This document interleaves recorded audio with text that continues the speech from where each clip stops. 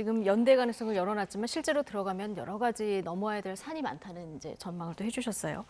원칙과 상식 3인방 이원욱, 김종민, 조응천 의원은 내일 신당 창당 계획을 발표합니다. 자, 조응천 의원이 미리 밝힌 신당 창당 목표는 무엇인지 직접 듣고 오시겠습니다.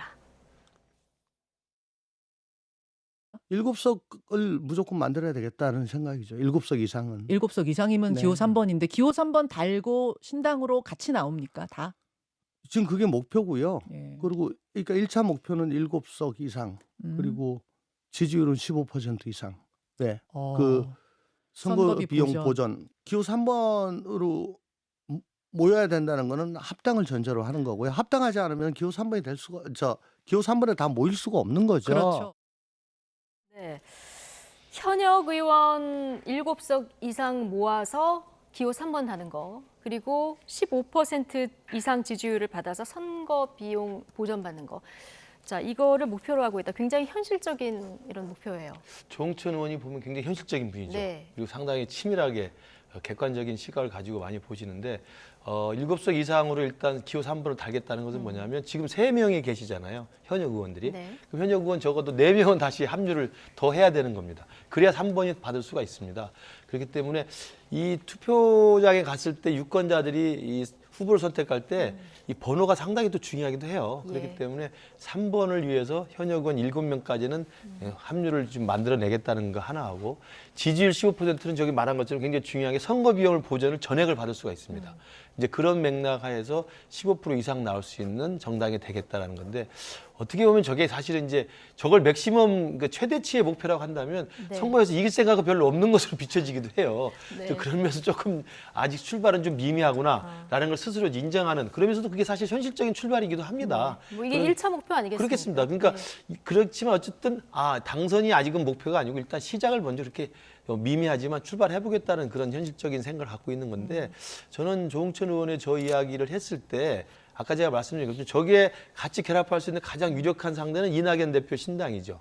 그건 사실 결이 같고 같은 호흡을 맞춰왔기 때문에 이제 그 부분 정도 이외에 새롭게 지금 아까 말씀 뉴스에 나온 것처럼 금태섭 전 의원하고 박원석 전 의원이 지금 합류한 것으로 드러나 있기 때문에 일단 저기서 출발을 했을 때 어디까지 새를 불리고 어디까지 노선과 그 어떤 결을 같이 하면서 큰 텐트의 어떤 주도권을 잡을 수 있을지는 지켜봐야 될 대목이라고 네. 생각합니다. 정의당이 지금 6석, 류호정 의원이 빠지면 이제 5석이 되는 거라서 7석 정도 받아서 일단 기호 3번을 받는 걸 1차 목표로 했는데 자, 가능할 거라고 보십니까? 가능할 거라고 보이고요. 예. 그러니까 뭐 김우식 교수님 말씀하셨지만은 생각보다 굉장히 중요한 문제예요. 그러니까 뭐 김우식 교수 잘 알겠지. 그게 뭐 시작은 미미하다라고 하는데 정의당이 예를 들면은 정의당이 이렇게 출마자들 이렇게 선거비도 이렇게 대주고 당 차원에서 그러거든요. 근데 아까 얘기했듯이 15%가 넘으면은 전액 보전, 그리고 10에서 15%면은 절반 보전, 그리고 아니면은 이제 못 하는 거예요. 근데 정의당 후보들이 나와가지고 대부분 정당 지지율이 10%가 안 되고, 그리고 정의당 후보들이 10%를 못 받으니까 이거를 당이 다 온팡 다 네. 이제 지금 빚이 많아요. 그러니까 수십억 원대 지금 당이 지금 빚이 있는 상황입니다. 이게 이건 확인하신 거죠? 그럼요. 예, 이건 네. 기사도 이제 많이 나와서 그래서 뭐 류호정이 비례를 승계해주고 한 석이라도 더 받아야지 국고보조금 더 나오고 뭐 이런 현실적인 문제가 있는 거예요. 정의당이. 제가 말씀드린 건 뭐냐면은 돈이 있어야 선거를 치를 거 아닙니까? 뭐 엄청나게 돈을 쓰지 않더라도. 그런데 이 후보자들이 그러면은 나오는 사람들, 돈이 많은 사람들이 아니면은 이 정당 지지율이 15%가 넘고 그러면 최소한 내가 제대로만 뛰면은 이거를 돈 없어도 어느 정도 최소한으로 쓰고 할 수 있겠다라는 희망을 주는 문제는 이거는 간단한 문제가 아닌 거예요. 굉장히 중요한 문제다. 이렇게 보니까 지금은 어느 정당도 지금 뭐 여론조사를 뭐 여러 개가 있지만은 다 각자 나오면 15%가 넘는 게 없어요. 지금 그 신당들이. 그러니까 근데 합치면 그럴 가능성은 매우 커진다라고 본다라면은 그 얘기를 지금 하시는 겁니다. 근데 조응천 의원도 알고 있고, 그래서 지금 현역 의원들도 제가 알기로 이준석 쪽에서도 지금 몇몇 접촉을 하고 있고, 그런데 그 합류 시점이 좀 뒤가 공천 이후 뒤 뭐 이런 식으로 될 가능성이 상당히 높아요. 결국은 공천이 변수가 될 결국은 거다. 공천이 변수가 됩니다. 민주당 쪽도 마찬가지고, 그래서 지금 상황은 조금 지켜보면 이제 뒤로 갈수록 한두 명씩 붙으면서 새가 커지는 식으로 갈 가능성이 높다 이렇게 네. 봐야 될 것 같아요. 자, 이준석 신당은 속도를 내고 있는데요. 한 20일쯤에는 신당을 네. 만들 것 같습니다.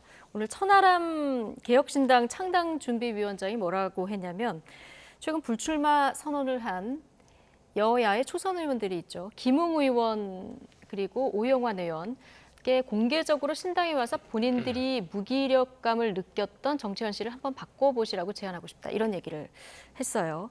합류할 가능성이 있을까요?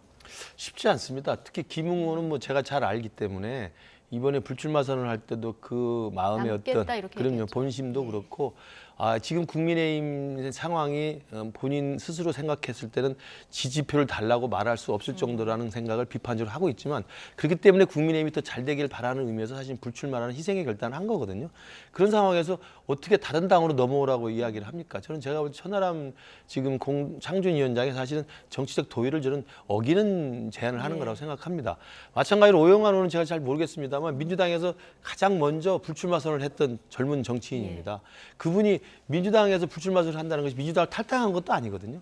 그런 상황에서 지금 개혁신당으로 넘어오라고 이야기하는 것은 그것도 공개적인 인터뷰 자리에서 이렇게 이야기하는 것은 제가 볼 때 지금 천하람 창준 위원장이 봤을 때 개혁신당의 몸집을 늘리고 개혁신당의 어떤 관심을 좀 더 크게 하고 개혁신당의 어떤 크기를 좀 과시하기 위해서 던져본 이야기라고 보고요. 저는 해서는 안 될 이야기를 저는 공개적으로 했다고 생각을 합니다. 예.